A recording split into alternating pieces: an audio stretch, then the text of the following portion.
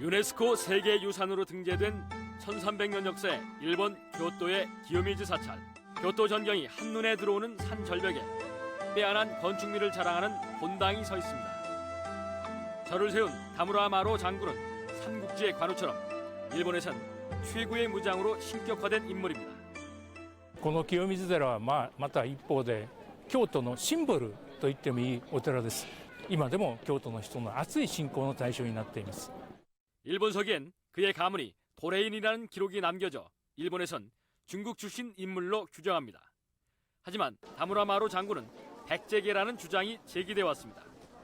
백제만이 일본과 수세기 동안 대규모 인적, 물적 교류를 했고 조정에 영향을 줄 만한 신분이었다면 당연히 백제 출신일 거라는 주장이 일본학계에서도 조심스럽게 나왔습니다. 도레인 연구분야의 최고 권위자인 이노우에 미치오 교토 역사 자료관장이 최근 다무라마로는 백제계였다는 사실을 학계 처음으로 TJB 취재팀에 확인해줬습니다.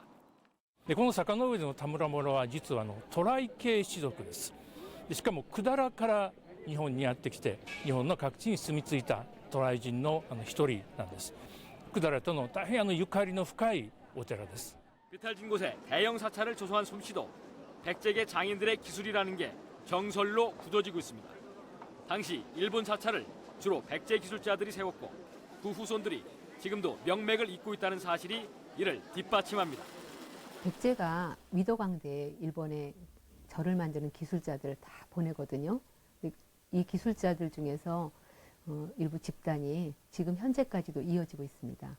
일본에서 초기의 절들은 거의 다 이들이 지었을 것으로. 일본 국보 중에 백미라는 기요미즈 사찰엔 백제의 숨결이 살아 숨쉬고 있습니다.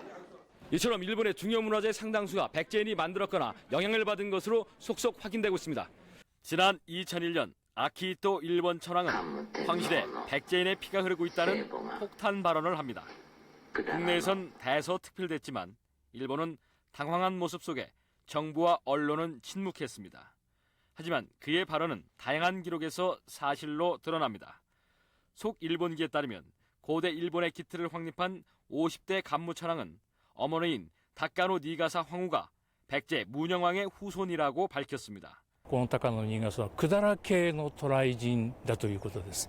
ですから桓武天皇はその百済系の渡来人の血を受けて即位をした天皇でした。で桓武天皇自身も百済系の渡来人の血を受けているということを強く意識をしていたことはよく知られています。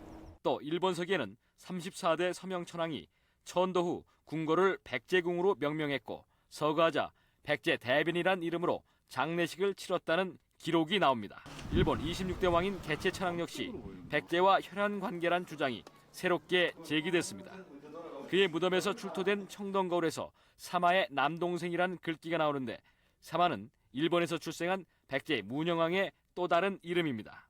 왜 왕실의 혈통 속에 백제하고의 연관성, 또 백제 혈통을 가진 사람이 왜 왕실의 일정 부분을 이제 자리 잡고 있었고, 특히 도쿄대학의 하니와라 교수는 7세기 초까지 일본으로 건너간 도레인이 150만 명, 현지인보다 8배 많은 규모라고 밝혀 백제인이 당시 일본의 지배층을 형성했음을 시사했습니다.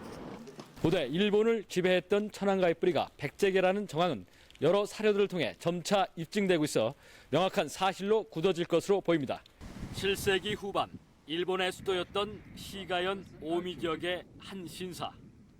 백제인 기실 집사의 혼을 모신 곳입니다. 지금도 일본인들의 각별한 추앙을 받고 있는 귀실 집사는 백제 패망 직후 백제 부흥운동을 벌였던 인물. 그는 당시 백제 일본 원군과 함께 부흥군을 이끌고 금강 일대에서 나당연합군과의 최후의 전투에서 패한 뒤 일본으로 건너갑니다. 백제인으로서 일본 조정에 진출한 그는 텐지 천황의 각별한 신임을 얻어 학직도, 지금의 교육부 장관까지 지냅니다. 귀실 집사는 당시 천지천왕으로부터 교육 전반의 총책임자인 학직도로 임명이 됩니다. 따라서 고대 일본의 교육제도의 어떤 전반적인 기틀을 마련한 사람이 바로 귀실 집사라고 할 수 있습니다. 특히 귀실 집사는 당시 일본 조정이 수도를 옮기는 과정에 상당한 기여를 하게 됩니다. 귀실 집사는 함께 망명한 백제 유민 700여 명을 이끌고 오미로 먼저 이주해 천도를 준비했고 3년 뒤 일본 조정은 나당 연합군의 침략에 대비해 수도를 나라에서 오미로 옮깁니다. なぜこの大月湯というものがここに作られたかといえば、おそらくその以前密接な百済人との渡来人がたくさん住み着いていた場所であったり、そういったところにおそらく宮殿を置いたと。でその大月に移った後、たくさんの知識人ブレーンを自分の周辺に、置く。でそして吉中氏はいろんなアドバイスをするっていう形になるんかと思います。 오미 석탑사엔 백제 유민들이 향수를 달래기 위해 쌓은 백제 양식의 석탑 천여 개가 남아 당시의 역사적 사실을 뒷받침합니다. 만국의 한을 딛고 백제 내기상을 펼쳤던 귀실 집사는 지금도 일본 역사의 중심에 새겨져 있습니다. 일본 오사카 인근 히라카타시에 위치한 왕인박사의 묘. 묘역 일대는 기념비와 함께 사적으로 지정돼 공원화돼 있습니다. 1700년 전 백제에서 건너온 대학자에 대한 일본인들의 존경심이 엿보이는 대목입니다. 왕인 박사는 4세기 말 선진 문물을 받아들여 고대 일본의 발전을 꾀했던 응신천왕의 요청으로 백제에서 파견된 인물. 그는 천자문과 논어 10권을 가지고 들어가 일본의 학문과 율법에 기초를 세웠습니다. ワニ博士は王神天皇の時に、倭国にやってきてですね、その時に、論語と千字文を携えてやってきたと言われております。でそれ以前には我が国には漢字というものはなかった。 왕인 박사는 일본 대신들의 교육은 물론이고 태자의 스승을 맡아 사실상 당시 일본 지도층의 정신적 기주 역할을 했습니다. 또 문학에 능해 일본 가요의 시조로도 잘 알려져 있습니다. 특히 백제에서 함께 건너간 제철과 직조장인 도공들을 통해 갖가지 선진 기술 공예를 전수함으로써 일본 아스카 문화에 초석을 놓은 인물로 평가됩니다.